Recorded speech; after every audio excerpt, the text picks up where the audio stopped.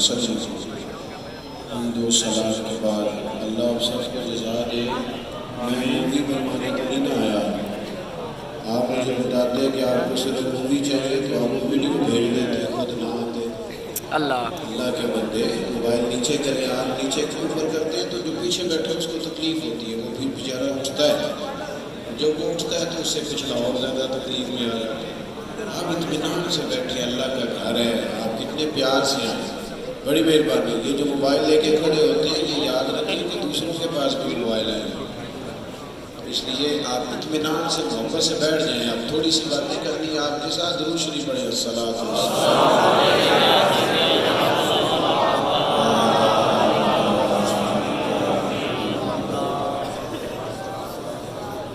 آپ نے جیسا کہ حضرت قبلہ علامہ مولانا شاہ صاحب سے سنا کہ یہ محفل پاک ان علماء کی برکت سے انعقاد پذیر ہوئی، احباب نے اس کے لیے کوشش کی، آپ ایک بڑی تعداد میں یہاں آئے۔ اللہ تعالیٰ ہم سب کو اخلاص کی توفیق عطا فرمائے۔ میں نے تھوڑی دیر چند ایک گزارشات آپ کی خدمت میں عرض کرنی ہے، امید ہے آپ موبائل کم دیکھیں گے اور مجھے زیادہ دیکھیں گے۔ دوستو، اللہ تعالیٰ نے قرآن حکیم میں فرمایا ہے کہ قل بفضل اللہ وبرحمتہ فبذلک فلیفرحوا۔ اے محبوب علیہ السلام، آپ اپنے غلاموں سے یہ فرما دیں کہ جب اللہ کا فضل اور اس کی رحمت ملے تو چاہیے کہ خوشی کا اظہار کریں۔ یہ جو خوش ہونا ہوتا ہے نا یا دکھی ہونا ہوتا ہے، اس میں بہت سارا انسان کا اپنا ذاتی دخل بھی ہوتا ہے۔ جب انسان زندگی میں صرف کمزوریاں ہی شمار کرتا ہے، غلطیاں ہی گنتا ہے اور ہمیشہ پریشانیوں کو ڈسکس کرتا ہے تو پھر وہ خوش نہیں ہو پاتا۔ اور جب انسان اپنی زندگی کے اندر کچھ خوبیاں بھی شمار کرے، کچھ اچھائیاں بھی یاد کرے، اللہ کے انعامات کو بھی یاد کرے، تو پھر اللہ تبارک و تعالیٰ اس کے دل کو قرار عطا کرتا ہے۔ یہ جو اللہ تعالیٰ کے فضل اور رحمت کا تذکرہ ہوتا ہے، یہ اطمینان قلبی کا باعث ہوتا ہے۔ اس سے انسان کو باطنی طور پر تسلی نصیب ہوتی ہے۔ آپ کو پتہ ہے قرآن مجید نے یہ ارشاد فرمایا ہے کہ جو لوگ شکر کرتے ہیں اللہ ان کی نعمتوں میں اضافہ فرماتا ہے۔ لَئِن شَكَرْتُمْ لَأَزِيدَنَّكُمْ، اگر تم شکر کرو گے تو اللہ نعمتوں میں اضافہ کر دے۔ مفسرین کرام نے یہاں یہ بھی لکھا ہے کہ یہ جو نعمتوں میں اضافہ ہوگا نا، اس کا ایک معنی یہ بھی ہے، اضافے کا ایک معنی یہ بھی ہے کہ جو نعمت تمہارے پاس موجود ہے وہ محفوظ ہو جائے گی اور اللہ مزید اس میں اضافہ ہوگا۔ سبحان اللہ۔ شکر نعمت کو محفوظ کرتا ہے۔ جب آپ کسی نعمت پر شکر ادا کرتے ہیں تو آپ کے پاس وہ نعمت محفوظ ہوتی ہے اور ان میں اللہ اور اضافہ فرماتا ہے۔ مہربانی کریں جی، آپ چھوڑیں، اللہ آپ کو سلامت رکھے، میری بات پر توجہ فرمائیں، اللہ آپ کو برکت عطا کرے۔ ایک دن سٹیٹس نہ لگانا یار، کیا ہو جائے گا؟ سٹیٹس وہی اچھا ہے جو بندے کا اللہ کی بارگاہ۔ اتنا زیادہ موبائل کو ذہن میں سوار نہ کریں، ضرورت کی چیز ہے لیکن یہ کوئی نفسیاتی مسئلہ نہیں ہے۔ اللہ آپ کو برکت عطا فرمائے۔ دوستو، جب بھی اللہ تعالیٰ کے فضل اور اس کی رحمت کا ذکر کرو گے نا، طبیعت ٹھنڈی ہوگی، مزاج میں قرار آئے گا۔ اللہ تعالیٰ کے انعامات پر جیسے جیسے بندہ توجہ کرتا جاتا ہے نا، ویسے ویسے اس کے دل کو اللہ تعالیٰ سکون عطا فرماتا ہے۔ ہم جس ملک میں رہتے ہیں اس ملک میں زیادہ تر لوگ تجزیہ نہیں کرا رہے ہیں۔ ڈھیر سارے لوگ ایسے ہیں جو تو چلو کسی میڈیا پر آ کر تجزیہ کرتے ہیں، اور جو گھروں میں تجزیہ نکال رہے ہیں اور دکانوں چوکوں میں ان کی تعداد بھی بہت وسیع ہے۔ جب آپ ہمیشہ کمزوریوں کا ذکر کرتے چلے جاتے ہیں نا، انسان کی جو باتیں ہوتی ہیں وہ صرف دوسروں پہ اثر نہیں کرتی، اس کے اپنے اوپر بھی اثر کرتی۔ آپ کسی کو کوئی لطیفہ سنانے لگے تو سنانے سے پہلے خود ہنس پڑتے ہیں، کوئی دکھ سنانے لگے تو سنانے سے پہلے خود رو پڑتے ہیں۔ اس کا مطلب ہے کہ جو ہماری باتیں ہیں وہ ہم پر بھی اثر کرتی ہیں۔ ہماری گفتگو جو ہوتی ہے وہ سب سے زیادہ ہمارے قریب رہنے والے لوگوں پر اثر انداز ہوتی ہے۔ آپ آپ کسی کی تعریف کر دیں، آپ کے قریب رہنے والے اس کے قائل ہو جائیں گے۔ آپ کسی شخص کا عیب بیان کر دیں، لوگ اس کے مخالف ہو جائیں گے۔ ہمارے مزاج میں جیسے جیسے نعمتوں کا ذکر آئے گا نا، نعمتوں کا کہ اللہ نے احسانات دیے ہیں، اللہ نے فضل فرمایا ہے، ویسے ویسے طبیعت مطمئن ہونی شروع ہو جائے گی، اور آپ خود بخود محسوس کریں گے کہ بعض اوقات ایک ایسا مقام بھی انسان پر آتا ہے کہ وہ اپنے آپ کو دنیا کا سب سے خوش قسمت انسان سمجھنا شروع کر دیتا ہے۔ شرط یہ ہے کہ اس کی توجہ اللہ کے فضل اور رحمت پر ہو۔ اس کی کو ذرا کم کریں اور آواز ذرا کھول دیں۔ دوستو، انسان کے جسم میں 360 ہڈیاں ہوتی ہیں، ڈاکٹر بتاتے ہیں۔ ہماری طبیعت یہ ہوتی ہے کہ کوئی بندہ پوچھتا ہے نا کیا حال ہے، تو ایک ہڈی درد کر رہی ہو نا، اس کا ذکر تو کریں گے، تو جو باقی ساری ٹھیک ہے اس کا کبھی بھی تذکرہ۔ میرے والد صاحب ایک لڑائی ہو گئی خاندان میں، تو بیٹی جو تھی وہ ناراض ہو کے آ گئی، تو والد صاحب کو بلایا گیا کہ اس کو ذرا صلح کی طرف مائل کریں۔ تو بچی سے بات ہوئی تو اس کی شادی کو بڑے سال ہو گئے تھے، سمجھ لیں 15-18 سال ہو گئے۔ تو وہ جس دن سے لڑائی شروع ہوئی اس دن سے اس نے شکوہ شروع کیا، تو وہ 2-3 دن کے جو لڑائی کے شکوے تھے وہ سارے اس نے کہا، یہ بھی انہوں نے کہا، یہ بھی کہا، یہ بھی کہا، یہ بھی کہا، اپنے سسرال والوں کی ساری شکایتیں بیان کر دی۔ آپ نہ بولے جی اللہ آپ کو جزا دے۔ انہوں نے وہ ساری باتیں بیان کر دی، تو والد صاحب کہنے لگے شادی کو تو بڑے سال ہو گئے ہیں، تو یہ جو شکایتیں ہیں یہ تو صرف 3 دن کی ہیں، وہ باقی بھی سارا معاملہ ذکر کریں جو آپ کا محبت سے وقت گزرا ہے، سبحان اللہ، جو انہوں نے آپ کے ساتھ اچھا رویہ اختیار کیا ہے اس کا بھی آپ تذکرہ کریں۔ ہم ہمیشہ کمزوریوں کا بیان کرتے ہیں۔ مجھ سے ایک دوست نے پوچھا تھا پاکستان کے حالات بڑے خراب ہیں، میں نے کہا جی ٹی روڈ پہ چڑھ جاؤ۔ کون دوست باتیں کر رہے ہیں جی؟ اللہ آپ کو سلامت رکھے۔ آپ کو میں نظر آ رہا ہوں نا؟ تو بس ٹھیک ہے، ہم دونوں ایک دوسرے کو دیکھتے ہیں۔ سبحان اللہ، اللہ آپ کو سلامتی عطا فرمائے۔ میں نظر نہیں آ رہا، یہ مسئلہ ہے۔ اچھا آپ بتائیں نا کہ اس پہ خود ہی تجزیہ پیش کر رہے ہیں۔ اللہ اللہ،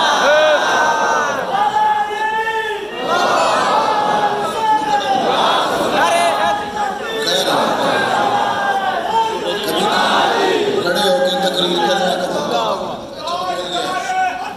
ٹھیک ہے جی، وقت بھی بچانا ہے جی۔ اللہ آپ کو سلامت رکھے۔ سنیں توجہ فرمائیں۔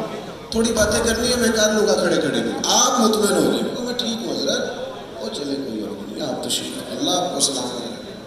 دیکھیں،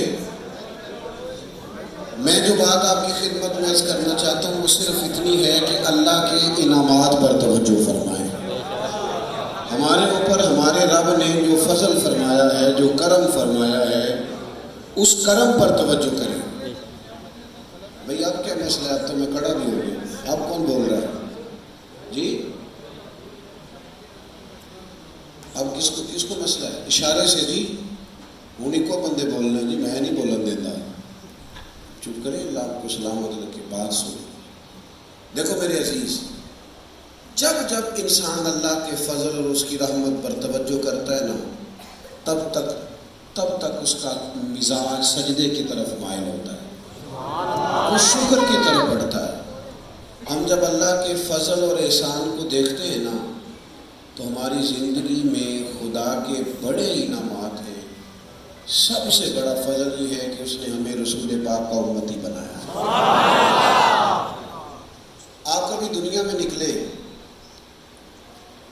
تو آپ کو دنیا کے اندر ایسے لوگ ملیں گے جو دنیاوی ڈگری کے لحاظ سے PhD ہے اور کئی ملکوں میں کاروبار کرتے ہیں، بڑے بزنس مین ہیں۔ زمانے کے حالات سے وہ لوگ آشنا ہیں، لیکن فکری کمزوری کا یہ حال ہے، عقیدے کی برائی کا یہ حال ہے، اور ہدایت سے دوری کا یہ عالم ہے کہ پڑھا لکھا آدمی ہے، کئی ممالک میں کاروبار کرتا ہے، عالمی سطح پہ نظر رکھتا ہے، لیکن اپنے ہاتھوں سے بنائے ہوئے بت کے سامنے کھڑا ہے، اس کو سجدہ ریز ہوتا ہے۔ آپ یہ دیکھیں کہ اللہ نے کتنا بڑا انعام کیا ہے. میں کبھی کبھی سوچتا ہوں کہ اگر تحقیق کر کے ہمیں دین کی طرف جانا پڑتا تو شاید بہت سارے لوگ رہ جاتے. خدا نے فضل اور رحمت فرمایا ہے، پیدا ہی اس گھر میں کیا ہے جس میں ماں باپ نے پہلا نام ہی اللہ رسول کا بتایا. اب اس نعمت پر شکر ادا کرنا، اس کو باعث اعزاز سمجھنا اپنے لیے، اس پر فخر کرنا، یہ بڑا ضروری ہے.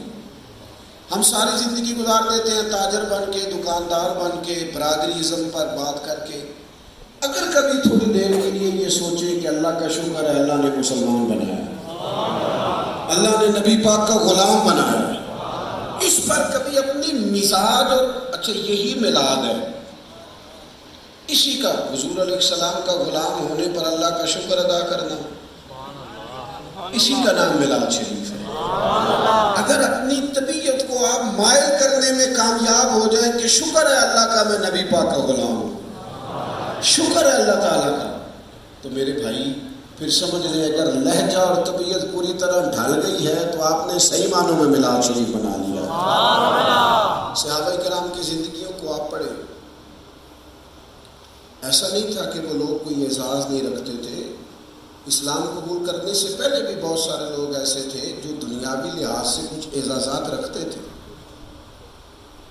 ان کا اپنے اپنے معاشرے میں، سوسائٹی میں مقام تھا. حضرت صدیق اکبر ایک بڑے تاجر ہیں، بہت سارا مال کماتے.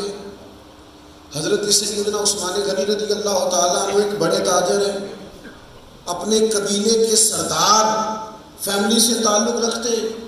حضرت فاروق اعظم کا اپنا قد کاٹ ہے. یہ لوگ اپنی دنیاوی اعزازات رکھتے تھے، لیکن پھر اللہ تعالیٰ نے انہیں توفیق عطا کی، یہ مسلمان ہوئے. سبحان اللہ. پھر رسول پاک کے دامن کرم سے وابستہ ہوئے.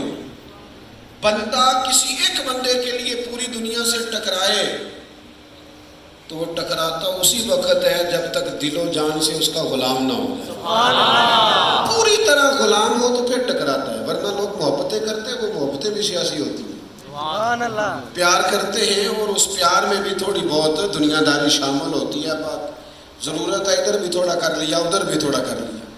لیکن جب بندہ پوری دنیا سے ٹکراتا ہے، اس کا مطلب ہے کہ قلبی طور پر پورا اس کا قائل ہو گیا، اس کے نظریے سے، اس کے مزاج سے، اس کی تربیت سے پوری طور پر یہ مطمئن ہو گیا ہے، انشراح صدر حاصل ہو گیا ہے، دل پورا قائل ہو گیا. یہ جو وہ لوگ ٹکرا گئے نا ساری دنیا سے، وہ اسی جذبے کے تحت ٹکرا گئے. انہوں نے کہا اور ہمیں کوئی شے نہیں چاہیے، نہ مال، نہ دولت، نہ قبیلہ، نہ رشتہ دار. ہمیں اللہ نے جو سب سے بڑی نعمت عطا فرمائی ہے وہ دامن مصطفیٰ صلی اللہ تعالی علیہ وسلم. علامہ اسماعیل حقی رحمۃ اللہ نے لکھا ہے باقاعدہ خبر بریک ہوئی جب حضرت صدیق اکبر کا کلمہ پڑھنے کا اعلان ہوا. یہ بریکنگ نیوز تھی مکے کے تاجروں کے. یار صدیق اکبر مسلمان ہو گئے، ابو بکر مسلمان ہو گئے. یہ ایک بڑی خبر تھی، بڑی خبر. ایک عام آدمی کوئی کام کرتا ہے تو وہ اتنی خبر نہیں بنتی. ایک اہم آدمی کوئی کام کرتا ہے تو اسے بطور خبر لیا جاتا ہے. حضرت ابو بکر صدیق رضی اللہ تعالیٰ عنہ کا مسلمان ہونا ایک خبر تھی، اور اس کی لوگ تصدیق چاہتے تھے. 3 4 5 ان کے تاجر جو دوست تھے وہ اس خبر کی تصدیق کے لیے گئے. کون کون بولا؟ حضرت عثمان غنی، حضرت سعید بن زید، حضرت عبد الرحمن ابن عوف. یہ لوگ اس خبر کی تصدیق کرنے گئے. ہمارے ہاں جو ہم ذکر پاک کرتے ہیں نا، میلاد شریف کا، نعت خوانی، دیگر چیزیں، اس میں بعض لوگ ایسے ہوتے ہیں جو تقریر اور نعت نہیں پڑھتے بلکہ اپنے جذبات کا اظہار کرتے ہیں. وہ جو کہہ رہے ہوتے ہیں ان کی طبیعت سے میچ ہو رہا ہوتا ہے، اور لوگوں پر ان کی آواز سے زیادہ ان کے اس حسن اخلاص کا اثر ہو رہا ہوتا ہے. کچھ لوگ بوجھ بنا کر بھی کچھ باتیں کرتے ہیں، جب ان کا اپنا دل مطمئن نہیں تو کسی پر اس کا کیا اثر ہوگا. اللہ معاف فرمائے. اور کچھ لوگ پوری طبیعت ان کی لگ جاتی ہے، جو کہہ رہے ہوتے ہیں انشراح صدر سے، بات جو دل سے نکلتی ہے اثر رکھتی ہے، پر نہیں طاقت پرواز مگر رکھتی ہے. سبحان اللہ. حضرت صدیق اکبر سے جا کے پوچھا، بات تو سادی سی تھی نا کہ آپ بتائیے آپ مسلمان ہو گئے، یہ خبر سچی ہے کہ نہیں؟ تو اس کا جواب بڑا سادہ تھا کہ میں مسلمان ہو گیا ہوں، یہاں تردید کرنا تھی تو تردید کر دیتے۔ لیکن شیخ اسماعیل حقی فرماتے ہیں جب انہوں نے جا کے پوچھا نا کہ آپ مسلمان ہو گئے، خبر سچی ہے، تو حضرت صدیق اکبر نے اس درد سے حضور کا ذکر چھیڑا، اس ترتیب سے محبوب کی بات کی، حضور کے مقدس خد و خال کو یوں بیان کیا، ان کی سیرت اور اخلاق کو اس رنگ سے بیان کیا کہ وہ جو نرے خبر لینے آئے تھے وہ بھی وہیں بیٹھ گئے۔ میرے دل آمنہ کے لال کی باتیں کریں، حضور کی باتیں سننے بیٹھ گئے اور پھر بیٹھ ہی گئے۔ وہ تو نرے تصدیق کرنے آئے تھے نا، جناب صدیق اکبر کا کلام ابھی جاری تھا، انہوں نے اس کی داد یہ دی، کہنے لگے مہربانی کریں ہمیں بھی لے چلیں، ہم نے بھی حضور کا کلمہ پڑھنا۔ یہ جو ناز رہا نا ساری زندگی کہ ہم مسلمان ہیں، یہ ان کا شوق بن گیا۔ جب وہ ان لفظوں کا اظہار کرتے تھے تو دل سے کرتے۔ حضرت سلمان فارسی سے کسی نے پوچھا آپ کا نام کیا ہے؟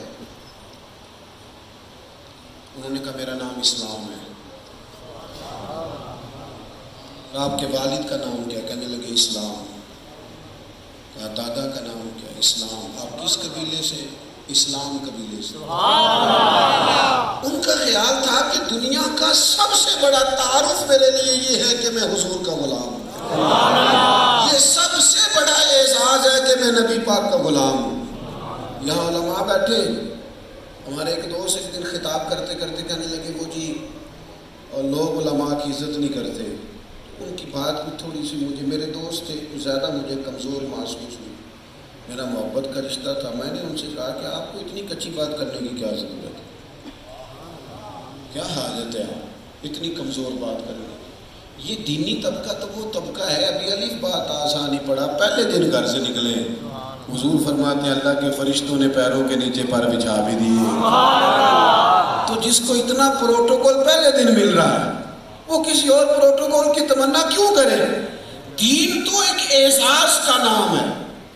آپ کا جب تعلق یہ ہوا کہ آپ حضور کے غلام ہیں، ہمارے استاد جی کہا کرتے تھے ایدہ مولت بندیاں نو قیامت والے دن پتہ لگنا، جب نبی پاک علیہ السلام کے ساتھ غلام میدان محشر میں جائیں گے نا، پھر انہیں پتہ چلے گا سب سے بڑی نعمت تو حضور کا غلام ہونا ہے۔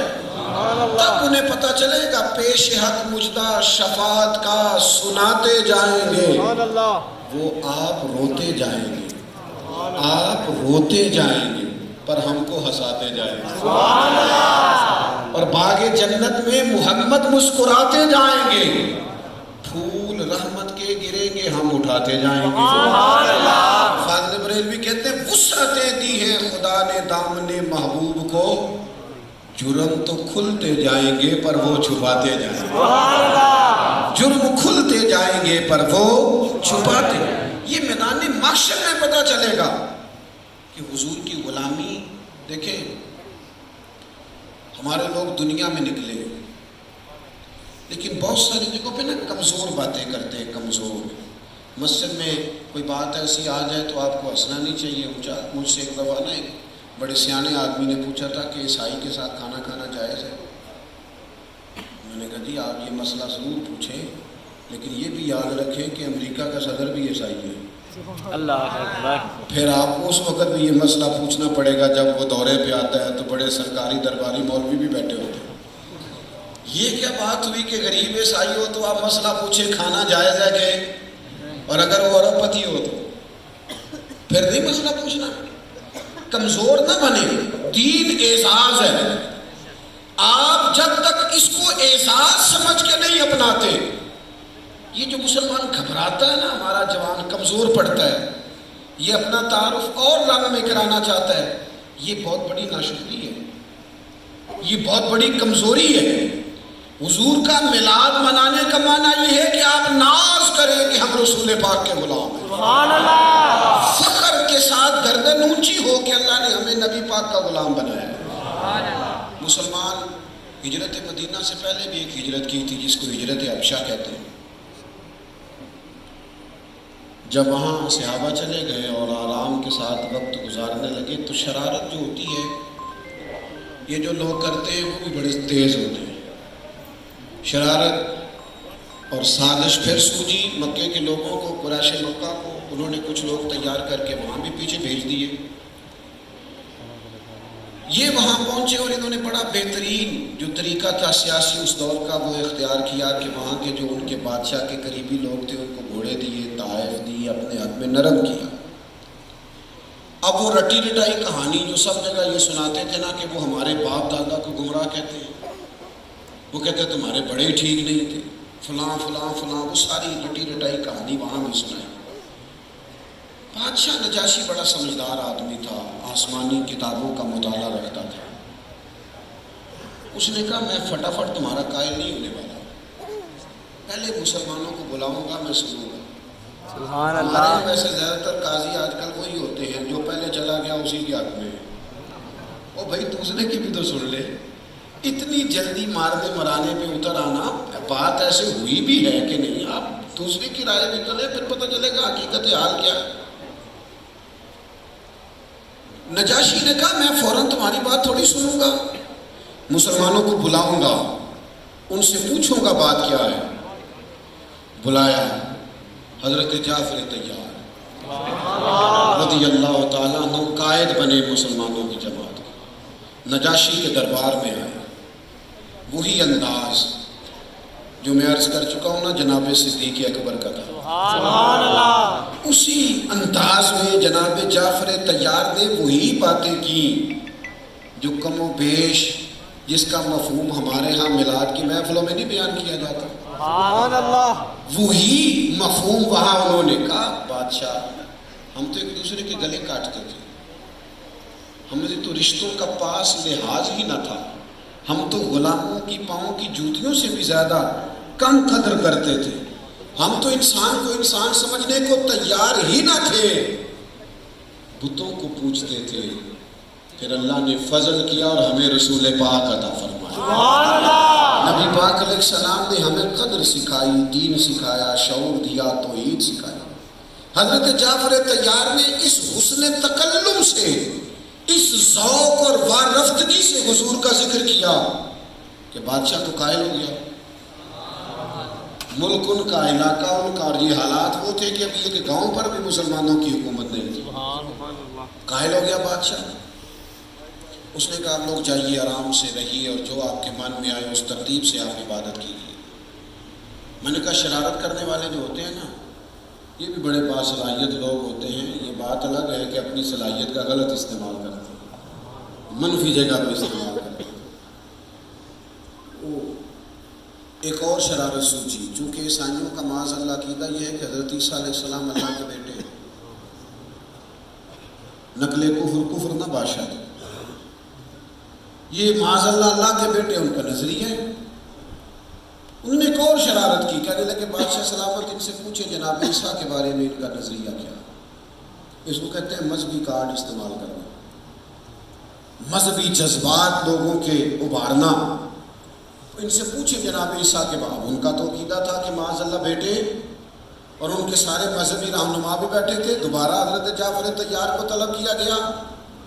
یہ مقام ہے مقام شکر, جہاں آپ کو یہ ناز بتانا ہے کہ ہم مسلمان ہیں, اور ملک کوئی ہو, علاقہ کوئی ہو, حکومت کوئی ہو, آپ کھڑے کسی جگہ پہ ہو پر ہیں تو مدینے والے رسول کے غلام.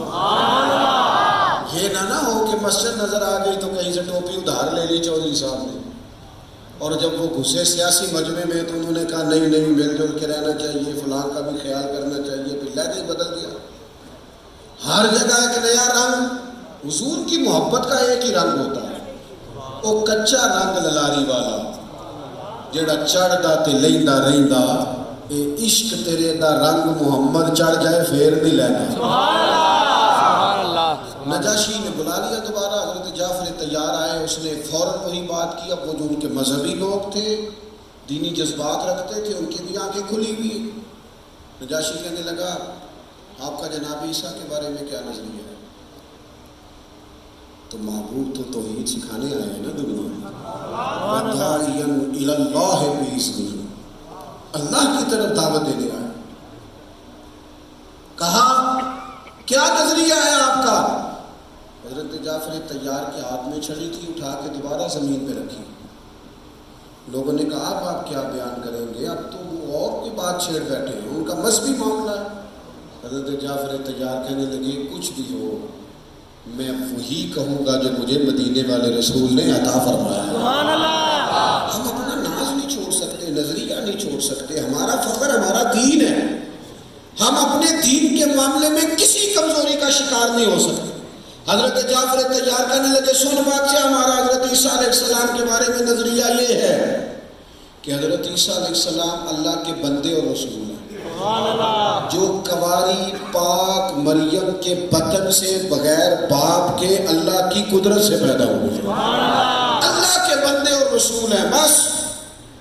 अब ये बात थी कि वो जो आप खामोश हुए तो उनके मजहबी लोगों ने तो दांत चबाने शुरू कर दिए, तो घूर रहे हैं, माहौल और हो गया, नजरें बादशाह पर है कि ये कोई बात करे।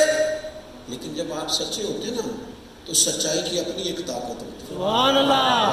जब आप किसी जगह पे खड़े होते हैं तो अल्लाह मदद फरमाता है। उन लोगों ने इस तरह का रंग नहीं अपनाया कि ठीक है जब मिलाद शरीफ वाला दिन होगा तो हम कुछ और बन जाएंगे, और जब वो दिन गुजरेगा फिर रंग और होगा। वो लोग हर जगह मुसलमान रहे, आप बताते हर जगह। हजरत जाफर तैयार ने जब ये बात की तो उनकी नजरें थी कि जनाबे जाफर तैयार की बात पर बादशाह तबसरा करेगा। तो बादशाह ने एक तिनका जमीन से उठाया, कहने लगा मैंने भी आसमानी किताबें पढ़ी है, जो इन्होंने जनाब ईसा के बारे में कहा है ना वो एक तिनका ज्यादा है ना कम है। बिल्कुल ठीक बात की है, बिल्कुल सही कहा। दोस्तों सहाबा किराम अली रिदवान ने अपने दीन को अपने लिए नाज बनाया। अल्लाह की इस नेमत पर हमेशा वो शुक्र गुजार रहे। उन्होंने अपनी जिंदगियों में इसको तारीफ, उन्होंने ना इंशराह सदर भी हासिल हो गया था दीन के मामले में। हम चूंकि कमजोरी दिखाते हैं तो बड़ी सारी जगहों पे ना लोगों की बातों में झूल नजर आती है, कमजोरी नजर आती है, पिलपिले जुमले। ये कोरोना आया ना जिन दिनों में, मैं एक दोस्त ज़्यादा ही डर रहे थे तो मैंने उन्हें कहा कि चल अगर तू कोरोना से तेरा ख्याल लग जाएगा, अगर बिल फर्ज तू बच भी गया, हालांकि जितनी तू टेंशन में लग नहीं रहा बचेगा, क्योंकि वो जो आदमी सांप से डरता है ना वो बेचारा भी रस्सी से भी डरता रहता है, वो कुछ ज़्यादा ही परहेज करने लग गए। आपने नाराज़ नहीं होना, क्योंकि अमीर लोग भी बैठे, ये बीमारी आई भी ज़्यादा अमीरों की तरफ ही थी, बड़े परेशान थे, इसलिए कि जिन लोगों ने बड़े बेहतरीन महल बनाए होते हैं वो छोड़ के मरना नहीं चाहते। गरीब आदमी बेचारा वो बाज़ चीज़ों को सह जाता है, सह जाता है। आपको पता है टेंशन डिप्रेशन का मसला ज़्यादा एंजाइटी का कहाँ होता है अमीर लोगों में। गरीब बेचारे की तो रोज़ी रोटी की टेंशन ही नहीं जाती, तो और टेंशन में उसने कहाँ मुब्तला। ये भी अल्लाह माशाल्लाह सबके यहाँ नहीं लेकिन होता है। तो मुझे एक जगह उस शख्स से गुफ्तगू का बहुत ज़्यादा कर रहा था, तो मैंने कहा चलो कोरोना तुझे नहीं लगता तो बच जाता है, तो उसके बाद क्या तूने आबे हयात भी लेना, मरना नहीं, ये तो तय है दुनिया से जाना। इतना खौफनाक तेरा मिजाज कि तू तेरे हाथ कांपते हैं, लफ्ज़ टूटते हैं। इसी तरह एक सरकारी इदारे में जाने का मौका मिल गया उन दिनों में, तो एक साहब कहने लगे कि वो मुझे तो थोड़े से लोग इकट्ठे हो जाए तो मेरा दम उठता है, तो कब्र तो सारी बंद होती है, तो कैसे निज़ाम चलेगा, मुझे तो बड़ा डर आता है। तो मैंने उन्हें कहा कि आप तो डॉक्टर हैं, बच्चा माँ के पेट से जब निकलता है कितना खूबसूरत होता है। तो वो चूँकि डॉक्टर थे ना, उन्होंने आपकी तरह सुभान अल्लाह नहीं कहा। उन्होंने कहा वो तो माँ जो है वो सांस लेती है तो ऑक्सीजन जाती है, लिहाजा इस वजह से बच्चा जिंदा रहता है। तो मैंने उन्हें कहा चलो आपकी ये दलील भी मान लेते हैं, वो जो अंडे से निकलता है वहाँ कोई सुराख होता है ऑक्सीजन वाला। वो कहने लगे जनाब वहाँ तो नहीं होता। तो मैंने कहा जो रब वहाँ जिंदा रखता है ना वो इंशाअल्लाह कब्र में भी करम फरमाए। तो मैंने उन्हें एक बात बताई, नजरियाती लोगों की सोच नजरियाती होती है। قبر کی دو حالتیں ہیں، یا قبر دوزخ کے گڑھوں میں سے گڑھا ہے یا جنت کے باغوں میں سے، اور مومن کی قبر جنت کے باغوں میں سے۔ ادھر دیکھو میری طرف، اگر کسی کا یہ ذہن بن جائے کہ میں نے مرنا ہے اور مرنے کے بعد میں نے سیدھا باغ میں جانا ہے، باغ میں جاتے ڈر آتا ہے، ٹکٹیں لے کے نہیں جاتے لوگ، ٹائم نکال کے نہیں جاتے، خوش ہو کے نہیں جاتے۔ بہت امیر آدمی وہ فارم ہاؤس نہیں بناتے، باغات نہیں لگاتے۔ او خدا کے بندے، بندہ مومن کی قبر جنت کے باغوں میں سے باغ ہے، باغ، اور باغ اتنا شاندار ہے جس میں پہلی زیارت ہی مدینے والے محبوب۔ سبحان اللہ۔ آج پھولے نہ سمائیں گے کفن میں آسی، قبر کی رات ہے ان سے ملاقات کی۔ میرے بھائی، جب آپ بحثیت مومن اپنی زندگی گزاریں گے نا، پھر فکریں تازہ دم ہو جائیں، پھر یہ جو کچی پکی باتیں ہیں نا یہ تو ختم ہو جاتی ہیں، بندہ طاقتور ہو جاتا ہے۔ آپ دیکھیے بخاری مسلم، بس میں بڑی جلدی بات سمیٹ دوں گا۔ بخاری مسلم میں روایت ہے، خاتون نے آ کے عرض کیا تھا، یا رسول اللہ صلی اللہ علیہ وسلم میں مریضہ ہوں۔ اس خاتون کو مرگی کا مسئلہ تھا، حضور میرے لیے دعا کر دیں۔ تو حضور دعا کرتے، آپ کو درجنوں حوالے ملیں گے کہ محبوب لعاب دہن لگا دیتے، اللہ شفا عطا کر دیتے۔ اس خاتون کو حضور نے ایک نظریہ سمجھایا اور ان کی برکت سے ہم سب کو بھی سمجھایا۔ محبوب فرمانے لگے، اگر تو کہے تو میں دعا کرتا ہوں اللہ شفا دے گا، اور اگر کرے صبر۔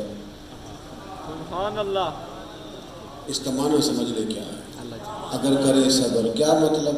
مرگی کے ساتھ ہی گزارا کرے، اس کے ساتھ گزارا کرے، تو صبر کرے رب کی رضا کے۔ اگر تو کہے تو دعا کرتا ہوں، اور اگر تو کرے صبر تو پھر میں دعا کروں گا اللہ جنت عطا فرمائے۔ سبحان اللہ، سبحان اللہ۔ یہ بڑی قیمتی بات ہے، اسے سمجھیں۔ وہ لوگ چونکہ نظریاتی ہو گئے تھے، انشراح صدر دین کے لیے حاصل ہو گیا تھا، ان کو پتا تھا کہ یہ جو جنت ہے نا، یہ اللہ تعالیٰ کی رضا کا مقام ہے، یہ خدا کا فضل ہے، اس کی رحمت ہے، یہ وہ جگہ ہے جہاں مقام شکر انسان کو میسر آئے گا۔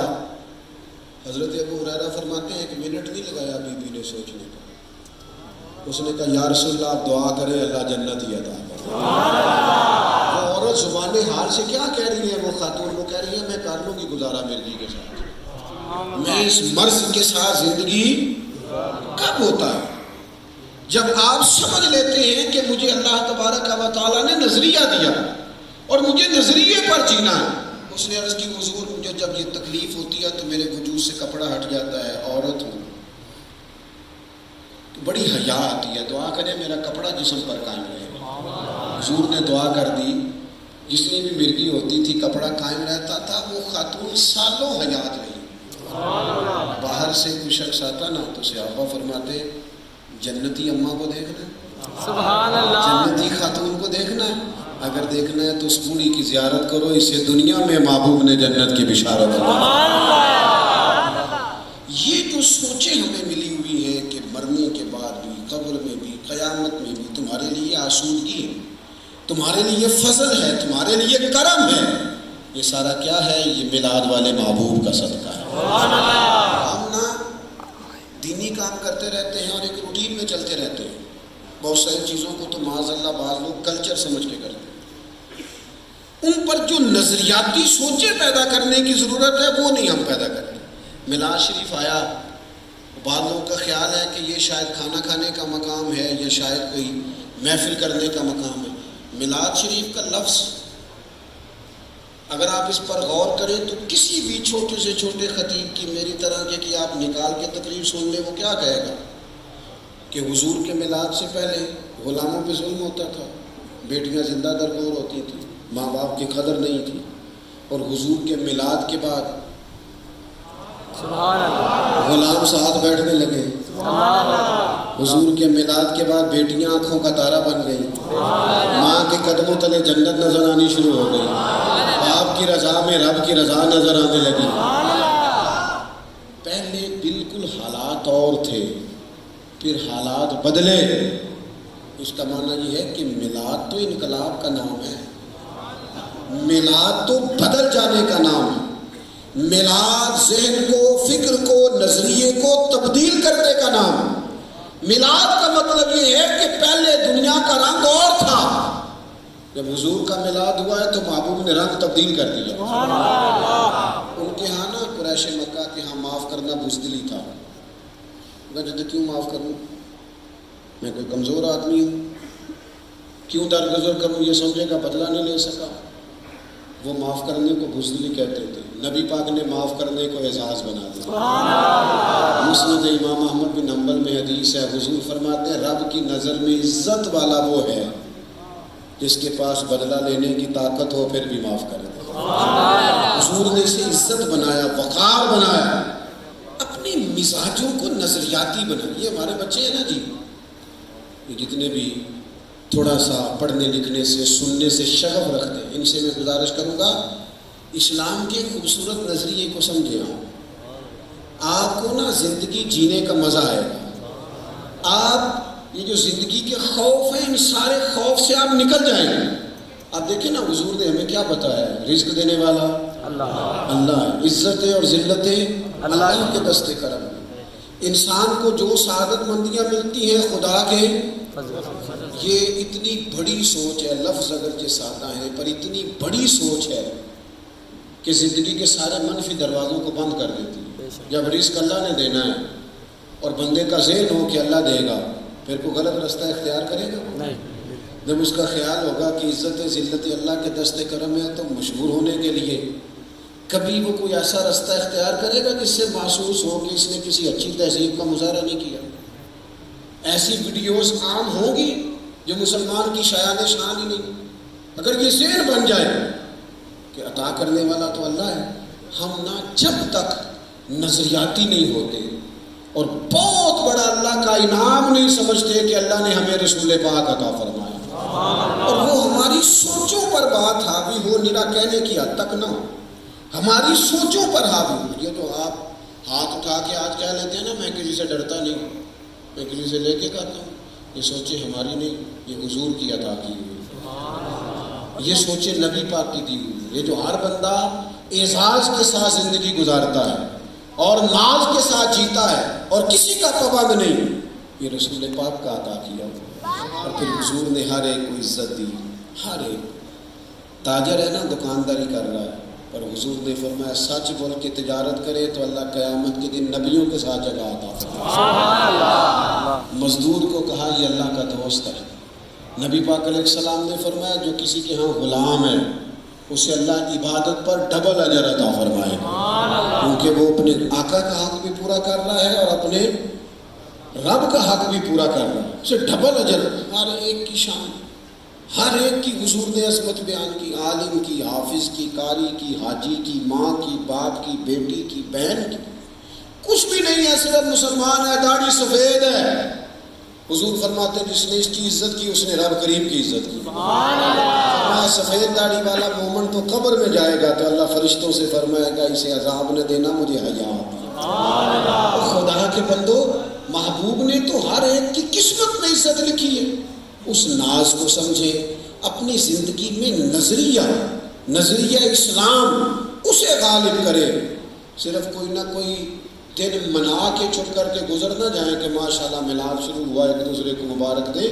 ہماری آنے والی نسلیں بری طرح سے فتنوں اور آزمائشوں کا شکار ہیں، اور ہمارا یہ مزاج ہے کہ جو کہ بچوں کی ہم سے دوستی ہوتی نہیں، ہماری دوستیاں باہر ہوتی ہیں، بچوں کو تو وقت نہیں نہ دیتے، ہم تو ان کو کہتے ہیں تمہیں جو چاہیے وہ دس، مہنگے مہنگے موبائل لے دو، مہنگی مہنگی چیزیں لے دو۔ خدا کے بندو انہیں وقت دو، ان کے پاس بیٹھو، ان سے دوستی کرو، ان کی ذہن کی سطح پر جو سوال اٹھے اس کا جواب تلاش کرو، انہیں کسی فکری آوارگی کا شکار نہ ہونے دو۔ یہ کیا بات ہوئی کہ جناب وہ میں نے جو یہ کہتا ہے میں کر دیتا ہوں، یہ کوئی کمال ہے؟ آپ اس کے ذہن کو الجھتا ہوا دیکھ رہے ہیں، سلجھانے کی کوشش کریں، اس کی سوچ